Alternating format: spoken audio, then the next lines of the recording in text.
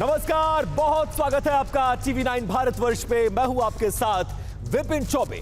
5 बज चुके हैं। आज भारत की बड़ी खबरें और वायरल तस्वीरें सच की कसौटी पर परखी जाएंगी। वायरल से लेकर वेरीफाइड तक हर खबर का हिसाब न्यूज काउंटर पर होने जा रहा है। और न्यूज काउंटर पर सबसे पहली खबर वो जिसने इस वक्त तमाम छात्रों की नींद हराम कर दी है। जी हां, 12वीं का बोर्ड रिजल्ट आने के बाद से ही सीबीएसई सवालों के घेरे में है।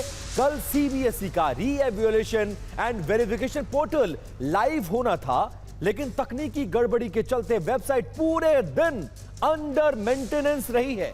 और आज जब सीबीएसई का री-इवैल्यूएशन पोर्टल खुला है, तब भी छात्रों की परेशानी दूर नहीं हुई।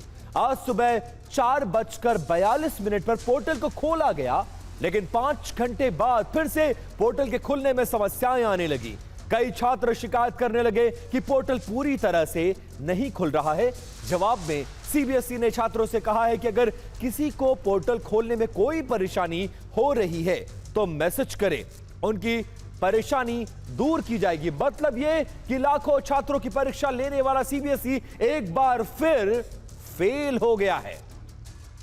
अब देखिए, सीबीएसई में 12वीं के 17 लाख बच्चे सिस्टम की लापरवाही को झेलने के लिए मजबूर हैं। और ओएसएम यानी ऑन स्क्रीन मार्किंग सिस्टम आधी अधूरी तैयारी का एक नया उदाहरण सीबीएसई ने बनाकर इसको पेश कर दिया है।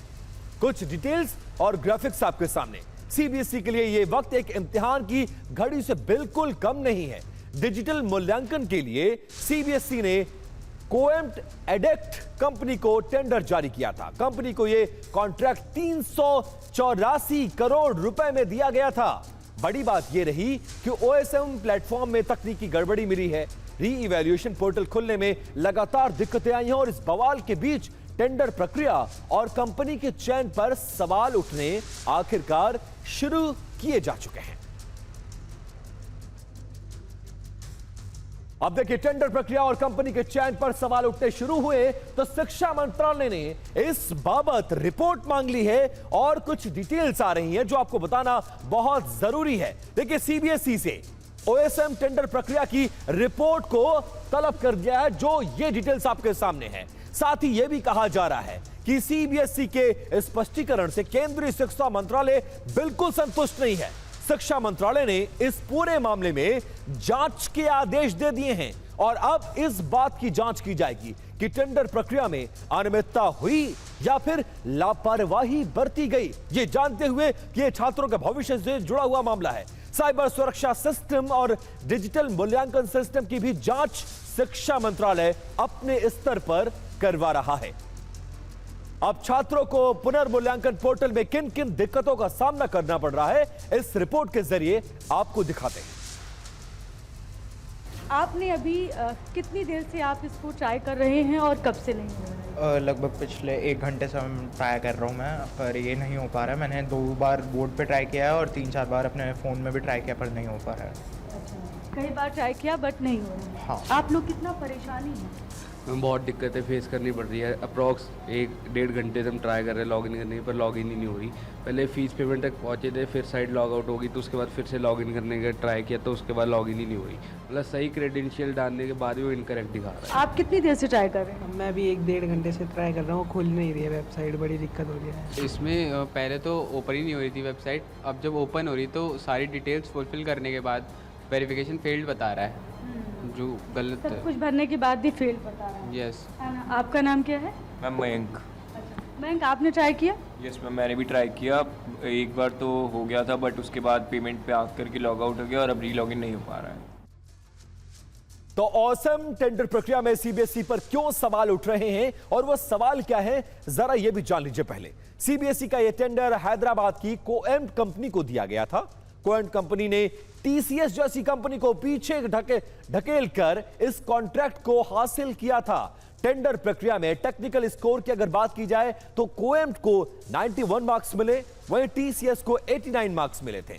टेक्निकल स्कोर क्राइटेरिया में कोएम्ट सिर्फ 2 अंकों से आगे रहा। Subjective answer book evaluation criteria में कोएम्ट को 100 अंक मिले, जबकि टीसीएस को 0 अंक मिले। कोएम्ट कंपनी के पास ओएसएम का अनुभव पुराना था। कॉपी चेकिंग के रेट की अगर बात की जाए तो कोएम्ट ने हर कॉपी चेकिंग के लिए 25 रुपए के लिए शर्त रखी, वहीं टीसीएस ने 53 रुपए से लेकर 65 रुपए की बोली लगाई, यानी दोनों में लगभग डबल का फर्क था। अब सीबीएसई के मुताबिक टेंडर प्रक्रिया में क्वालिटी और कॉस्ट बेस्ड सिलेक्शन मॉडल अपनाया गया था और इसको लेकर भी सवाल उठाया जा रहा है कि आखिरकार जब 15-17 लाख छात्रों के भविष्य का मामला था तो इतनी जल्दबाजी क्यों अपनाई गई और इस लापरवाही का षड्यंत्र कहां पर रचा गया, इसका विलन कौन था, यह जानना बहुत जरूरी है। इस मॉडल में तकनीकी गुणवत्ता को 70% महत्व दिया जाता है और लागत को सिर्फ 30% महत्व दिया जाता है। कोएम्प्ट का तकनीकी स्कोर बेहतर था, लागत टीसीएस के मुकाबले बहुत ज्यादा कम थी। अंतिम रैंकिंग में कोएम्प्ट आगे निकल गई। अब इस पूरे विवाद को समझ लीजिए। ओएसएम सिस्टम पूरी तरह से इसी साल लागू किया गया है। बोर्ड परीक्षा 17 फरवरी से शुरू हो गई थी। कोएम्प्ट को टेंडर 5 दिसंबर को दिया गया। परीक्षा से सिर्फ 74 दिन पहले इस नई व्यवस्था को लागू किया गया और यह पूरी व्यवस्था फेल होती नजर आ रही है। और जिस वक्त टेंडर प्रक्रिया शुरू की गई उस वक्त सीबीएसई ने टेंडर मानकों में ढील दी है, यह गंभीर आरोप सीबीएसई पर लगाए जा रहे हैं। अब इस पूरे मामले में सवाल उठ रहे हैं कि वो भी सवाल ये क्या है कि बहुत इंपॉर्टेंट ये सवाल है जिसको जानना बहुत जरूरी है। डीपीआई का रिजोल्यूशन का मानक पहले 300 डीपीआई रखा गया, बाद में घटाकर इसको 200 डीपीआई कर दिया गया और सबसे पहले रोबोटिक हाई स्पीड स्कैनर की शर्त रखी गई और बाद में इस पूरे मामले में कहीं ना कहीं सामान्य स्कैनर की बात कही गई थी। आंसर शीट स्पाइन में पहले कॉपी बिना फाड़े स्कैनिंग की जानी थी, लेकिन बाद में बिना कॉपी फाड़े स्कैनिंग की शर्त को हटा दिया गया। पहले गलत स्कैनिंग पर भारी जुर्माने का प्रावधान था, बाद में जुर्माने के नियमों में ढील दिया गया और सबसे अहम ब्लैकलिस्टिंग क्लॉज को हटाना था। पहले शर्त यह थी कि ब्लैकलिस्ट कंपनी को टेंडर नहीं दिया जाएगा, बाद में टेंडर की शर्त से इस क्लॉज को हटा दिया गया। सॉफ्टवेयर मैच्योरिटी लेवल का CMMI का लेवल 5 रखा गया था, बाद में इसे घटाकर 3 कर दिया गया। स्कोरिंग मैट्रिक्स में बदलाव किया गया, पहले क्वालिटी पर फोकस था, बाद में क्वांटिटी को अधिक महत्व दिया गया। आपको बता दें कि यह जानकारी RTI के जरिए हासिल की गई है। और इस बीच सीबीएसई का एक बहुत बड़ा दावा सामने आया है। पुनर्मूल्यांकन पोर्टल पर साइबर अटैक की कोशिश की गई है। सीबीएसई के मुताबिक शरारती तत्वों ने साइबर अटैक की कोशिश की। पोर्टल पर 2 मिनट के अंदर 15 लाख हिट्स आए हैं। 1 लाख से ज्यादा बार बिना इजाजत एक्सेस करने की कोशिश की गई। फीडबैक के आधार पर प्लेटफॉर्म को बेहतर बनाया गया। लॉगिन सेशन की समस्या जो थी उसकी समय सीमा को बढ़ाया गया। सीबीएसई की टेक्निकल टीम पूरी तरह से सतर्क और तत्पर नजर आई और आज दोपहर 3 बजे तक 16,000 छात्रों का इस बाबत रीइवैल्यूएशन के लिए आवेदन किया जा चुका है। बात सीधे बंगाल में मचे डबल घमासानती करने जा रहे हैं। एक तरफ सड़क पर ममता बनर्जी संघर्ष करती नजर आ रही हैं और दूसरी तरफ पार्टी पर टूट का खतरा, पार्टी में संग्राम मचा हुआ है। कोलकाता के रानी रश्मनी रोड पर खूब हंगामा हुआ। एक तरफ ममता की धरना देने की जिद और दूसरी तरफ कोलकाता पुलिस से आमना सामना। ममता को धरने पर बैठने की परमिशन नहीं मिली थी, फिर भी वो सड़क पर उतरी। सैकड़ों कार्यकर्ताओं की भीड़ भी जुटी। पुलिस ने वापस लौटने की गुजारिश की, लेकिन ममता नहीं मानी, वो अड़ी रही।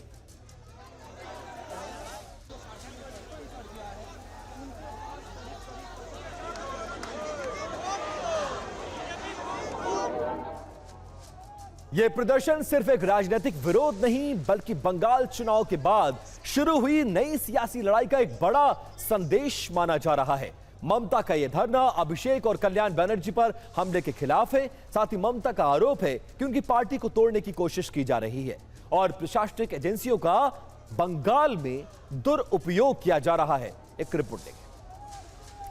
और ममता के इस धरने में सबसे अहम खबर यह है कि उनके साथ कई टीएमसी नेता इस बार उनके धरने में नजर नहीं आए, जिनकी नाराजगी को लेकर चर्चा चारों तरफ है।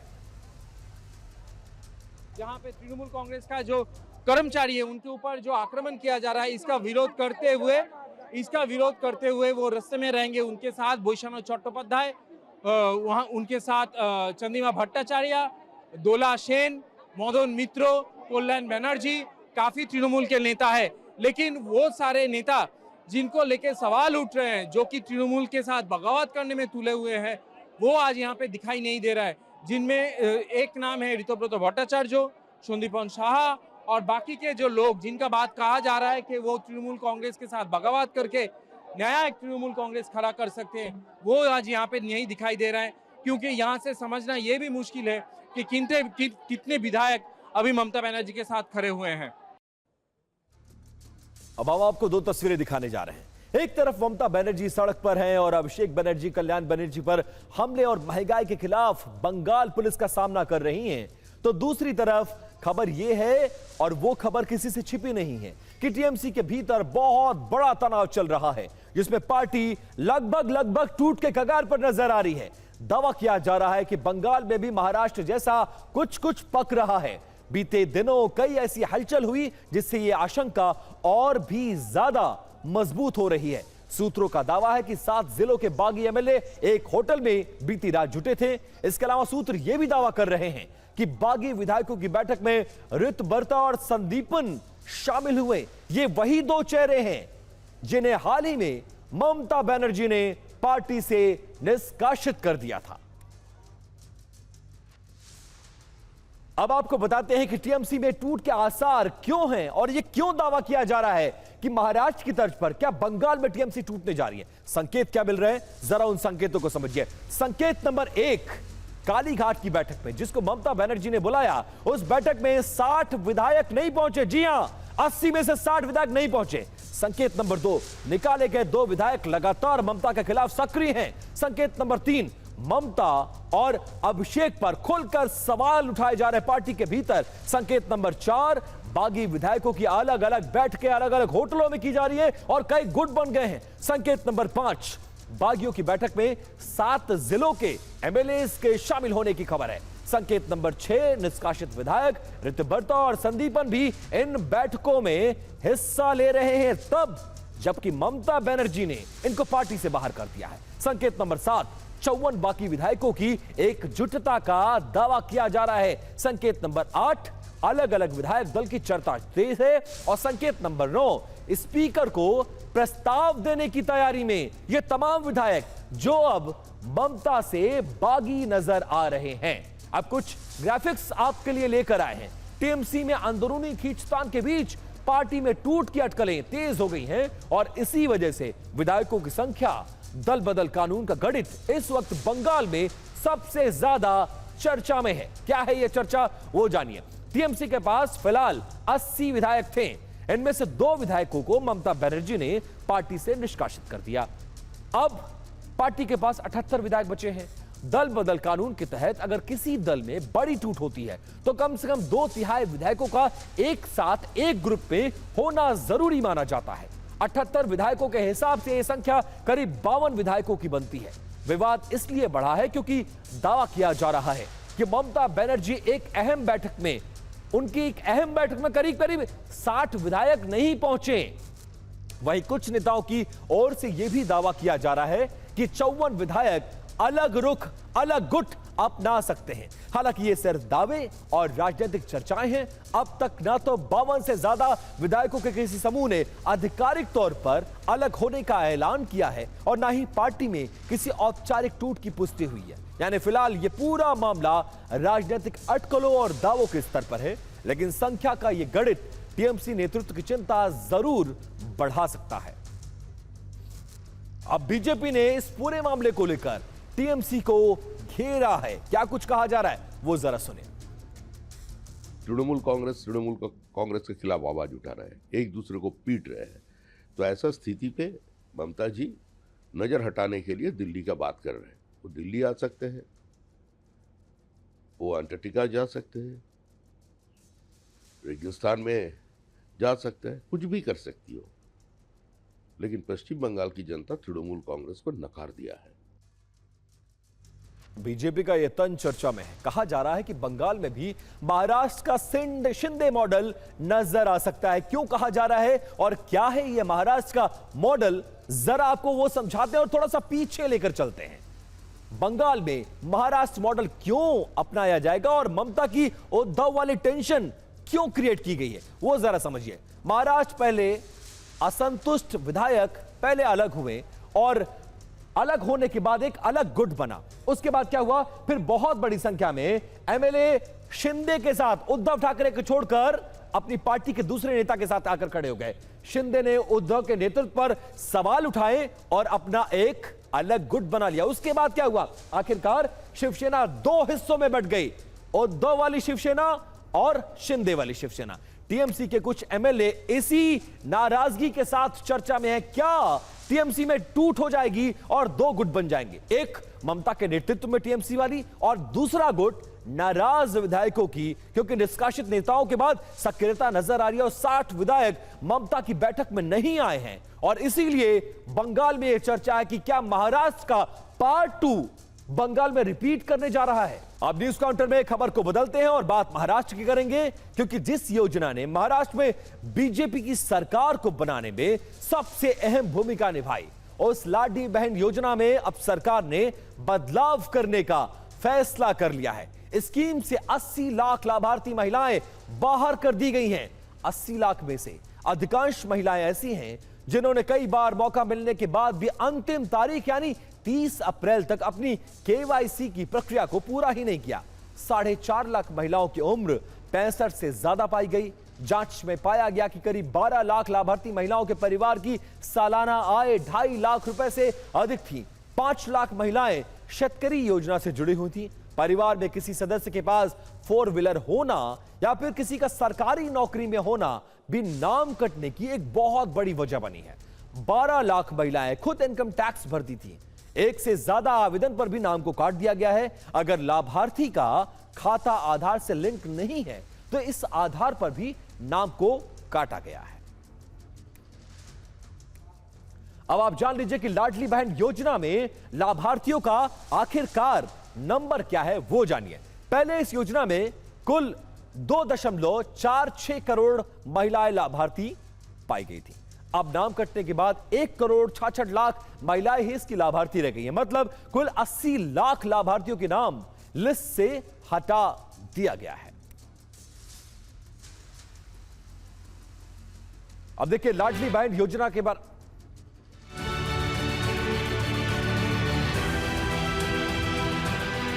लाडकी बहीणचे 80 लाख महिला ज्या कमी केल्या, यांचा अर्थ स्पष्ट आहे की निवडणुकीमध्ये वापर झाला, निवडणूक झाली, महानगरपालिका झाल्या, अर्ध्या जिल्हा परिषदा झाल्या, नगर परिषदा झाल्या। आता लाडकी बहीण तुझा काय आमचा संबंध, बहीण तिकडे भाऊ इकडे, भाऊ खुर्चीवर बसून मस्त मजा मारतोय, दाबून माल खातोय, महाराष्ट्र लुटतोय।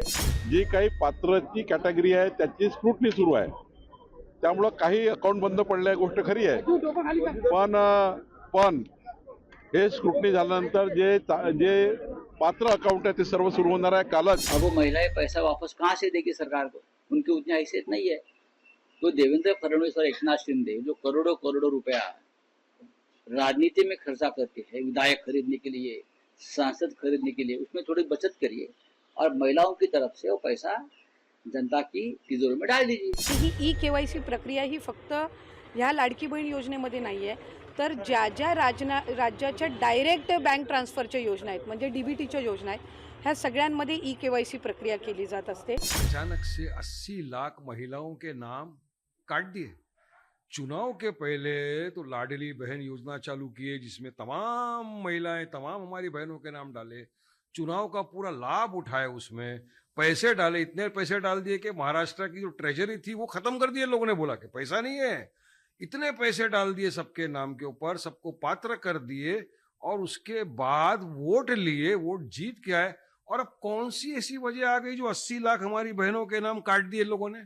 सरकार आने के बाद हम लोगों ने लाडकी बहन योजना में जो 2 करोड़ 40 लाख महिलाएं शामिल हुई थी, उन सबकी केवाईसी की प्रक्रिया शुरू कराई, यानी उनके कागजात जांच करने शुरू किए। और ई केवाईसी के बाद पता चला कि लगभग 60-70 लाख या 80 लाख महिलाएं ऐसी हैं जो अच्छे घरों की हैं, जिनके पास सरकारी नौकरी भी है या उनके पति के पास सरकारी नौकरी है, वो इतने भी आर्थिक तौर पर कष्ट में नहीं है, उन्होंने भी इस योजना का लाभ उठाया है, तो उनको निश्चित तौर पर इस योजना से बाहर निकालना पड़ेगा। वोट लेने के लिए आपने सारे काम रोक करके लाडली बहन में पैसे दिए और अब मतलब निकल गया तो 80 लाख को निकाल रहे हैं, फिर इलेक्शन आएगा तो आप फिर नहीं कोई चाल चलोगे। अब आखिरकार ये जान लीजिए कि महाराष्ट्र की लाडली बहन योजना क्या है, जिस पर इतना बड़ा सियासी संग्राम महाराष्ट्र के अंदर मचा हुआ है। इस योजना में लाभार्थी को 1500 रुपए महीना आर्थिक सरकार की तरफ से मदद दी जाती है और इसके लिए पात्रता की कुछ शर्तें हैं जो बहुत ज्यादा साफ हैं। महाराष्ट्र का इसके लिए निवासी होना आपको अनिवार्य है। परिवार की मुख्य महिला लाभार्थी को ही योजना का लाभ आपको मिलेगा। परिवार की सालाना आय लगभग 2.5 लाख रुपए से कम होनी चाहिए, तभी आप इसके पात्र होंगे। लाभार्थी की आयु 21 साल से लेकर 65 साल के बीच में होनी चाहिए और इन मानकों को जो पूरा नहीं कर पा रहा है, उसके बाद सरकार ने लगभग 80 लाख नामों को इस योजना से बाहर कर दिया है। न्यूज काउंटर में बात यूपी में जारी ऑपरेशन क्लीन स्वीप की करने जा रहे हैं, जिसका असर खोड़ा से लेकर गाजियाबाद तक नजर आ रहा है।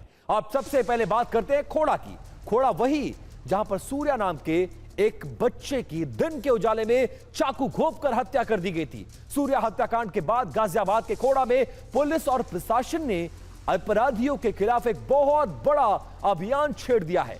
ऑपरेशन क्लीन स्वीप के तहत बदमाशों और हिस्ट्री शीटरों के ठिकानों पर लगातार दबिश दी जा रही है। ड्रोन और स्निफर डॉग्स की मदद से निगरानी बढ़ाई गई है, जबकि अवैध रूप से चल रहे मदरसों पर भी कार्रवाई शुरू कर दी गई है। प्रशासन का कहना है कि अपराध और अवैध गतिविधियों के खिलाफ यह अभियान आगे भी जारी रहेगा।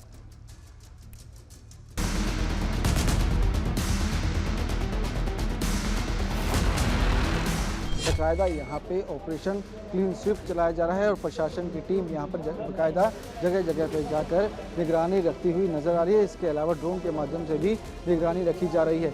जो यहाँ पे अवैध निर्माण किए गए हैं उन पर कार्रवाई की जा रही है। बताया जा रहा है कि प्रशासन ने यहाँ पर करीब 3 मदरसों को चिन्हित किया है।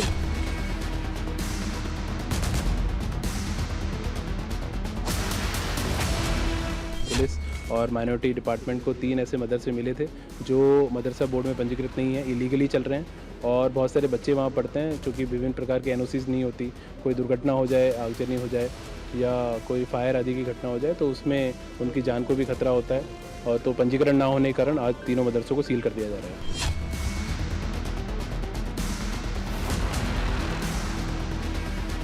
पर्याप्त फोर्स है हमारे पास, आरआरएफ भी है, पीएसी भी है, सिविल पुलिस भी है और सत्यापन के अभियान चल रहे हैं। अपराधियों की कोई लिस्ट बनाई गई है कि उसके माध्यम से चिन्हित किया जाए?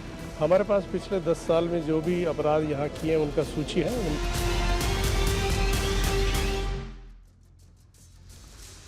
और सूर्या हत्याकांड के बाद खोड़ा में एक्शन तेज हो गया है। क्या एक्शन लिया जा रहा है, जरा वो जानिए। 3 दिन से लगातार ऑपरेशन क्लीन स्वीप जारी है।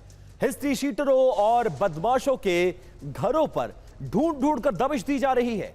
संदिग्ध लोगों को उनका सत्यापन किया जा रहा है और लगातार पुलिस के लोग उनसे पूछताछ कर रहे हैं। अपराधियों की तलाश में कई पुलिस की टीमें इस वक्त खाक छान रही हैं। ड्रोन कैमरों से इलाके की निगरानी को बढ़ाया गया है और इसके साथ साथ संवेदनशील इलाकों और छतों पर विशेष नजर है। अपराध और असामाजिक गतिविधियों पर पुलिस सख्ती अपना रही है। अवैध रूप से चल रहे मदरसों पर भी इस दौरान कार्रवाई की गई है और 3 गैर मान्यता प्राप्त मदरसे उनको चिन्हित करके नोटिस दिया गया है। अपराधियों में पुलिस का डर पैदा करना इसका मुख्य मकसद बताया जा रहा है। अब देखिए, खबर को बदल रहे हैं और खबर अब आपको यूपी पुलिस का गाजियाबाद का एक और ऑपरेशन क्लीन स्वीप दिखाते हैं और ये विजुअल्स आपको जरूर पसंद आएंगे। गाजियाबाद में अपराधियों अब पुलिस की क्लास ले रही है। यह क्लास थाने के अंदर चल रही है। ऑपरेशन क्लीन स्वीप के तहत गाजियाबाद के साहिबाबाद थाने में करीब 150 हिस्ट्री शीटर जो जेल जा चुके हैं, जिनके खिलाफ मुकदमे दर्ज और वो अपराधी हैं, और ऐसे संदिग्धों को पुलिस ने जो जमानत पर थे उनको तलब किया। थाने में ऐसा नजारा दिखा जहां हाथों में पोस्टर लेकर अपराधी प्रवृत्ति के लोग खुद कह रहे थे कि हमें माफ कर दो, हम कोई अपराध अब आगे नहीं करेंगे। पुलिस ने सभी का सत्यापन किया, पूछताछ की और साफ संदेश दिया कि अगर भविष्य में किसी भी आपराधिक गतिविधि में शामिल पाए गए तो सीधे आपके खिलाफ सख्त कार्रवाई होगी। पुलिस का फोकस साफ है कि अपराधियों में डर और आम लोगों में भरोसा पैदा किया जा सके।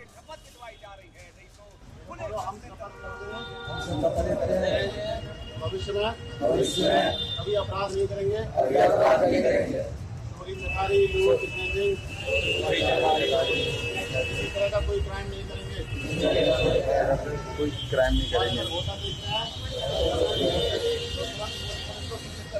तुरंत पुलिस को सूचित करेंगे। करोगे इस काम को?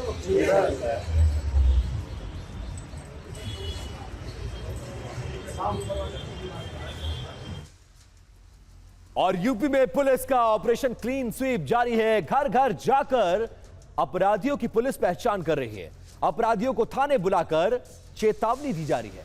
राजस्व का नुकसान पहुंचाने वालों पर पुलिस की नजर है और उन पर सख्त एक्शन की तैयारी है। अवैध संपत्तियों पर भी सरकार बुलडोजर वाला प्रहार कर रही है। यही वजह है कि खोड़ा का इलाका हो, साहिबाबाद हो, गाजियाबाद हो, इन इलाकों में ऐसे जगहों को चिन्हित किया जा रहा है जो सरकारी भूमि पर बने हुए हैं और उन्हें नोटिस देकर जल्द बुलडोजर को चलाने की बात कही जा रही है। अब न्यूज काउंटर में शुरुआत करने जा रहा है राजधानी दिल्ली की उन 4 वारदातों से जिन्होंने एक बार फिर से कानून व्यवस्था को लेकर बहुत बड़े सवाल खड़े कर दिए कि देश की राजधानी में ये क्या कुछ हो रहा है। कहीं 48 घंटे के भीतर 2 हत्याएं हुई हैं, कहीं गैंगवार की हुई है और कहीं गोली मारकर एक मासूम को शिकार बनाया गया है, तो कहीं रंगदारी के लिए बिल्डर के घर पर गोलियां बरसाई गई।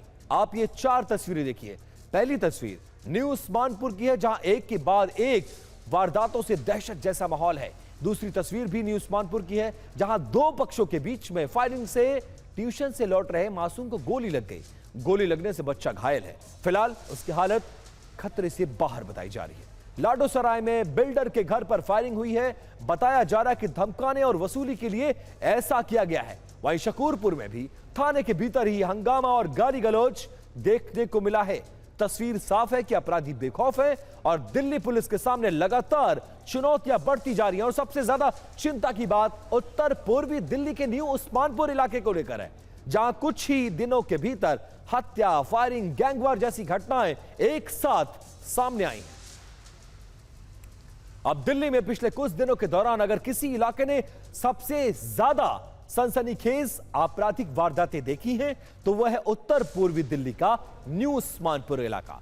मैच कुछ दिनों के भीतर यहां 2 नाबालिगों समेत 3 युवकों की हत्याओं की वारदातें सामने आई हैं। ताजा मामला 26 साल के ललित की चाकू मारकर हत्या कर दी गई है, जबकि इससे पहले 17 साल के अभिषेक नाम के शख्स की साजिश के तहत चाकू घोंपकर जान ले ली गई। वहीं 27 मई को 17 साल के साई ने छेड़खानी का विरोध किया तो बदमाशों ने उसे भी गोली मार दी।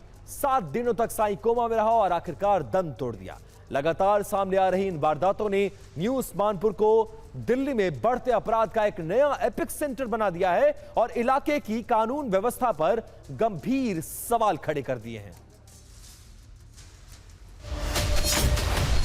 हमारा बच्चा, एक ही बच्चा था हमारा।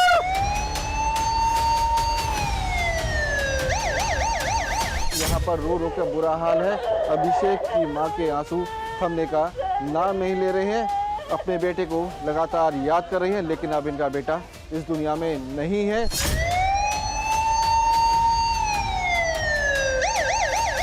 आपस में उनमें धक्का मुक्की होती है पहले, उसके बाद सीधा चाकू से उसे मार दिया जाता है।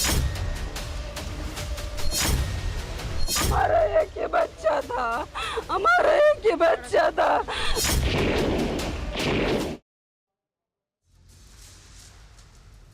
और दिल्ली में कानून व्यवस्था की हालत बदहाल है। हमारे साथ हमारे संवाददाता पुनीत शर्मा जुड़ गए हैं। पुनीत स्क्रीन पर नजर आ रहे हैं।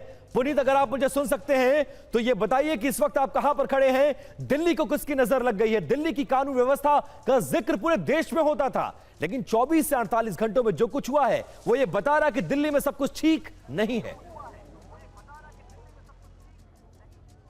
बिल्कुल, देखिए, देश की राजधानी दिल्ली में कुछ भी ठीक नहीं है। यहाँ पर कोई भी शख्स आता है और निर्दोष को गोली मारकर चला जाता है। आपके सामने सड़क पर डेड बॉडी पड़ी हुई है। ये 17 साल के नौजवान लड़के साई की डेड बॉडी है। दरअसल 26 मई को साई अमर कॉलोनी इलाके में अपने दोस्तों के साथ कुछ खा रहा था, जिसमें महिला मित्र भी शामिल थी, कि तभी गुंडे किस्म के लोग आते हैं और लड़की के साथ छेड़खानी करने लगते हैं। और जब साई विरोध करता है तो साई को भी 2 गोली मार दी जाती है। 26 मई से वहीं जो साईं है वो अस्पताल में भर्ती था, कोमा में था और उसकी मौत हो गई। परिवार इंसाफ की गुहार मांग रहा। देखिए छतरपुर चौराहे पर सैकड़ों की संख्या में जो लोग हैं वो इस वक्त बैठे हुए दिल्ली की कानून व्यवस्था को लेकर लोग सड़कों पर बैठे हैं, लाश सड़क पर रखकर इंसाफ की मांग की जा रही। बहुत शुक्रिया पुनीत इस जानकारी के लिए। अब न्यूज काउंटर में खबर को बदलने जा रहे हैं और बात करने जा रहे हैं जम्मू की।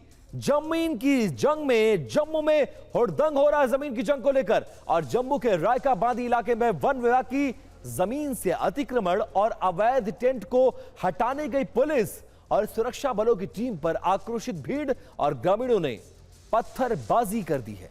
पलक झपकते ही शांति का टापू कहे जाने वाले इस क्षेत्र में हालात बेकाबू हो गए और चारों तरफ चीख पुकार मच गई। जब पुलिस प्रशासन की टीम मौके पर पहुंची तो वहां जमा भारी भीड़ ने न सिर्फ नारेबाजी शुरू की बल्कि कथित तौर पर भड़काऊ भाषण भी दिए जाने लगे। देखते ही देखते उपद्रवियों ने कानून को अपने हाथ में लेते हुए पुलिस बल पर पत्थरों की बरसात कर दी। इस हिंसक झड़प में पुलिस और सुरक्षा बलों के कई जवानों के घायल होने की खबर है, जिन्हें फिलहाल आनंद फानन में इलाज के लिए अस्पताल ले जाया गया है। सुरक्षा बलों ने पहले तो प्रदर्शनकारियों को यहां पर देखिए कैसे समझा बुझा रहे हैं, तो उसके बाद जब बात खराब हो गई तो पुलिस को यहां पर लाठीचार्ज भी करना पड़ा। और जम्मू में जमीन की जंग के लिए कैसे हंगामा बरपा हुआ है। रायका बांदी में देखिए अवैध निर्माण पर एक्शन हुआ तो 19 मई को इस अवैध निर्माण को पुलिस ध्वस्त करने के लिए पहुंची। इस पूरे मामले में 22 अवैध मकानों को प्रशासन ने गिराने का फैसला किया था। 3 हेक्टेयर वन की भूमि को अतिक्रमण मुक्त कराया गया। कार्रवाई पर गुर्जर और बकरवाल लोगों ने जमकर विरोध किया, आरोप लगाया कि बिना बेदखली के नोटिस के पुलिस ये एक्शन ले रही है और बुलडोजर एक्शन का जमकर विरोध किया गया।